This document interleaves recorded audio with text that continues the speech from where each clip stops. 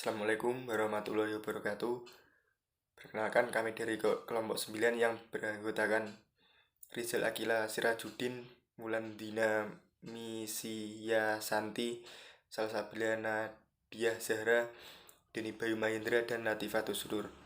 Kami akan mempresentasikan hasil kerja kelompok kami yang berjudul Keterampilan Membaca. 1. Pengertian keterampilan membaca. Keterampilan membaca adalah kapasitas seseorang dalam memahami, menafsirkan, membaca, dan memecahkan kode bahasa pada teks tertulis. Dengan kemampuan membaca yang baik, seseorang bisa menyesuaikan dan menanggapi sebuah komunikasi tertulis dengan lebih mudah. 2. Tujuan membaca. Misi utama dalam membaca adalah untuk meraih informasi secara akurat dan baik dari sebuah teks.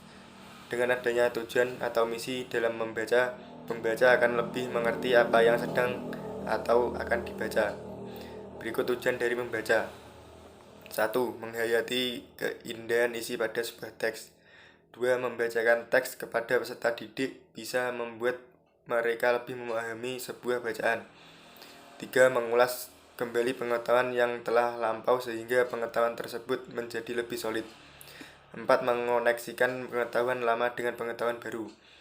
5. Mengumpulkan data sebagai tujuan untuk menyelesaikan laporan berbentuk tulisan.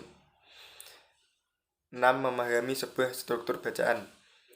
7. Menambah wawasan pengetahuan makna pada sebuah bacaan untuk meningkatkan level sosial individu dan kelompok grup belajar.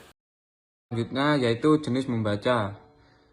Membaca diklasifikasikan menjadi dua level, yaitu permulaan dan lanjutan. 1. Level permulaan adalah aktivitas membaca dengan cara menyembunyikan dan melafalkan kata dan kalimat dengan baik sehingga informasi lebih efektif. 2. Level lanjut, yaitu syarat yang bisa membaca level lanjut adalah pembaca harus dapat terbiasa dengan keterampilan membaca permulaan. Dalam pelaksanaannya, level lanjut merupakan membaca dengan cara dalam hati. Selanjutnya, kategori keterampilan membaca. Yang pertama, membaca nyaring adalah metode membaca yang dilafalkan dengan lantang, suara keras, serta harus cermat dalam mengatur jeda dan tanda baca. Membaca nyaring dikategorikan menjadi dua, yaitu secara teknik dan estetik. Membaca teknik mengharuskan pembaca untuk jelas dalam hal artikulasi kata dan pemahaman mendalam mengenai isi bacaan. Membaca estetik menekankan pada kehalusan hati agar dalam pembacaannya bisa terdengar indah. Yang kedua, membaca dalam hati. Teknik pembacaan ini dilaksanakan di dalam hati. Dilakukan dengan cara mata menghayati tiap baris tulisan yang sedang dibaca, sedangkan mulut tidak bersuara dan tidak bergerak. Teknik ini dilakukan dan dihayati oleh seorang individu, maka sifatnya personal. Yang ketiga, membaca intensif adalah aktivitas membaca yang dilaksanakan secara serius, bertujuan agar pembaca bisa membangkitkan keterampilan membaca dengan kritis. Yang keempat, membaca ekstensi adalah pembacaan yang dilaksanakan secara luas. Pembaca memilih berbagai macam bacaan yang bertujuan agar wawasan dan pengetahuan pada pembaca menjadi baru dan lebih luas. Yang kelima, membaca kritis. Teknik ini bukanlah untuk mengkritik, tetapi dilaksanakan dengan penuh kebijaksanaan, kehati-hatian, evaluatif, dan komprehensif. Yang keenam, membaca kreatif. Aktivitas yang bertujuan untuk memperoleh makna baru dari sebuah pengetahuan. Yang ketujuh, membaca cepat. Digunakan untuk menyelesaikan bacaan dengan jumlah halaman yang tebal, dengan waktu singkat. Membaca cepat dilaksanakan dengan kecepatan 320 hingga 430 kata dalam 1 menit.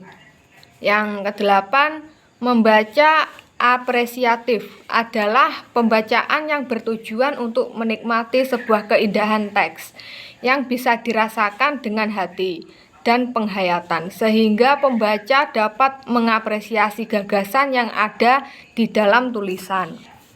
Yang selanjutnya yaitu implementasi keterampilan baca dalam pembelajaran. Pada aktivitas pembelajaran, keterampilan baca bisa diimplementasikan dalam 5 bentuk metode. Yang pertama yaitu metode eja, yang kedua metode bunyi, yang ketiga metode suku kata, yang keempat metode kata, dan yang terakhir yaitu metode global. Pada metode global mengharuskan siswa untuk mempresentasikan suatu bahasa dan imajinasi. Ini bisa digunakan untuk menjelaskan sebuah gambar, patung, dan objek lain yang bukan tulisan. Siswa harus menerangkan objek yang ditunjuk dan kemudian menerangkannya tanpa bantuan teks. Yang selanjutnya ada keterampilan pemahaman membaca. Reading comprehension adalah keterampilan membaca untuk memahami apa yang sedang dibaca. Dengan adanya keterampilan pemahaman bacaan yang kuat, maka keterampilan interaksi juga akan meningkat. Seperti menafsirkan dan mengidentifikasi makna pada teks akan semakin lebih mudah. Yang pertama, kelancaran. Kefasihan mengaku pada beberapa faktor. Yang pertama adalah kemampuan untuk membaca secara jelas. Yang kedua adalah kemampuan untuk memecahkan kode kosakata baru dengan cepat. Kefasihan adalah bunyi saat seseorang membaca, entah itu membaca dalam hati atau membaca nyaring. Karena faktor-faktor tersebut bisa mempengaruhi kemampuan pemahaman bacaan seseorang. Yang kedua, kosakata. Untuk mengerti apa yang sedang dibaca, kita perlu tahu sebagian besar dari kata dalam teks. Mengetahui banyak kosakata, terutama kosakata asing, akan memberi banyak keuntungan dalam pemahaman bacaan. Yang ketiga, kesimpulan. Kesimpulan adalah cara untuk mengambil keputusan dari apa yang telah dibaca. Ketika membuat kesimpulan, siswa akan bisa menghubungkan informasi teks ke ide lalu ke opini mereka sendiri, sehingga mereka bisa mengidentifikasi makna dari apa yang telah dibaca. Yang keempat, penyimpangan atau retensi. Pemahaman membaca seringkali mengenai mempertahankan apa telah dibaca. Pemahaman didasarkan pada retensi informasi. Dengan melatih keterampilan meringkas dan mengingat dari apa yang telah dibaca, seseorang lebih kuat pemahamannya dalam bacaan. Yang selanjutnya ada kesimpulan. Terdapat banyak cara untuk bisa membantu meningkatkan keterampilan membaca. Apabila seseorang bisa memahami salah satu keterampilan membaca, maka mereka akan lebih mudah dalam memahami bacaan.